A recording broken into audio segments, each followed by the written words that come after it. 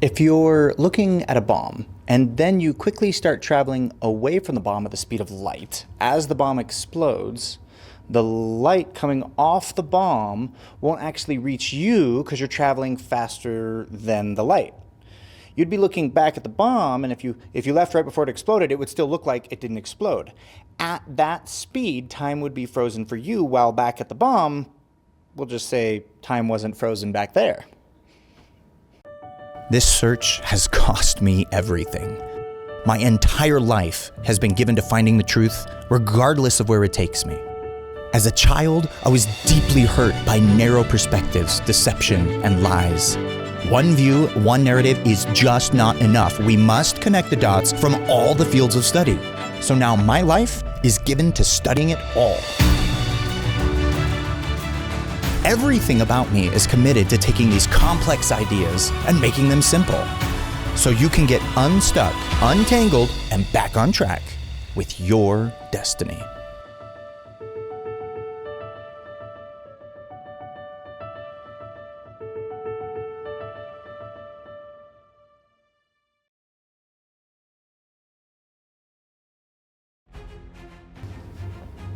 We used to think of time like it was constant, no matter where you'd go. We used to think time was strictly based on the rotation of the Earth, right?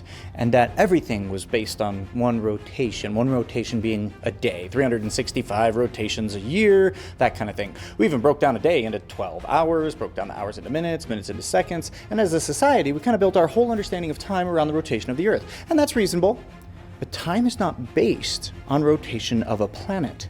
Time is based on speed.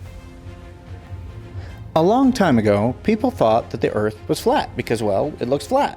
Makes sense. It's reasonable to assume that, yeah, this all appears flat. Don't run too far or swim too far. You may fall off the edge if there's an edge. That's understandable.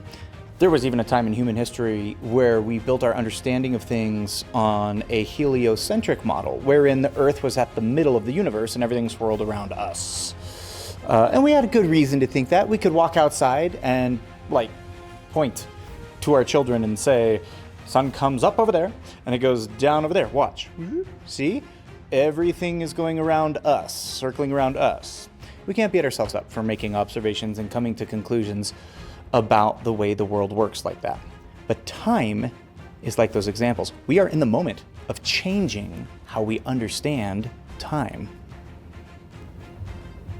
In the early 1970s, when planes really started to circumnavigate the globe a lot, scientists started doing this test where they would place timers in airplanes. They would basically recreate the twin concept by starting two timers at the same exact time, and then they would put one in an airplane and send it off to fly around the world.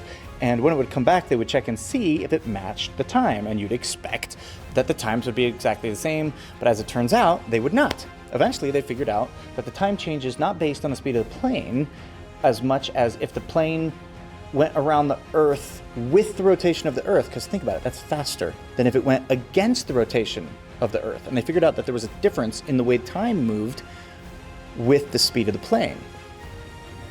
Another factor is gravity almost, or mass. Gravity changes depending on whether or not you're standing on the moon or the Earth or the sun, right? So if you weigh 150 pounds of chiseled, awesome Viking, if you weigh 150 pounds on Earth, on the moon, you're going to weigh about 25 pounds because the mass of the moon is not large enough to pull you down towards its center very hard. On Mars, you'd weigh 56 pounds. On the sun, you know how big the sun is. Everybody's heard of how massive the sun is. On the sun, your 150 pounds would actually be about 4,000 pounds if you could stand on the surface of the sun without getting burnt. If you were to try to walk across the surface of the sun, it would be like carrying a 4,000 pound backpack, right? And your 150 pounds at the edge of a black hole, getting sucked in, you'd be getting increasingly heavy the more you went in. Gravity changes depending on where you are because objects don't actually weigh. Atoms don't have weight. They have vibration, but not weight. Atoms are points which have attributes, but they don't actually have weight until a large object is pulling the atoms towards its center. but that is a force exerted onto the atom by another object. The object in and of itself doesn't weigh. In outer space, things don't have weight. Just like right now, if I ask you to raise your hand, the planet beneath you is so big and massive that it's pulling your hand towards the surface of the planet. It's pulling it down. In outer space, it's different.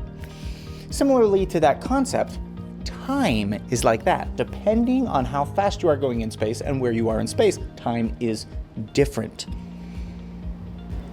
Time is different depending on whether or not you're standing on the moon, the earth, the sun, or God forbid, a black hole. Time changes depending on how fast you are moving. All those objects are moving. Time is not a constant thing. And while that's hard to take, it's easy to compare to gravity, because gravity, or weight, whatever you want to call it, is not a constant thing. Gravity is not constant and time is not constant.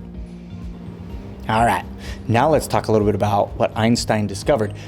The best way to try to help you understand what Einstein discovered about time is to imagine a big, giant clock on a clock tower with hands that move to tick off time. And we especially want to pay attention to the seconds hand that moves every second.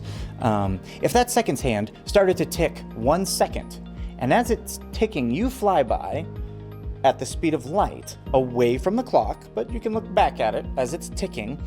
So just to make sure you're on the same page, you're zooming past the clock tower at the speed of light, looking back at it. The hand that you're looking at would appear to freeze because the light bouncing off the hand coming to you wouldn't get to you.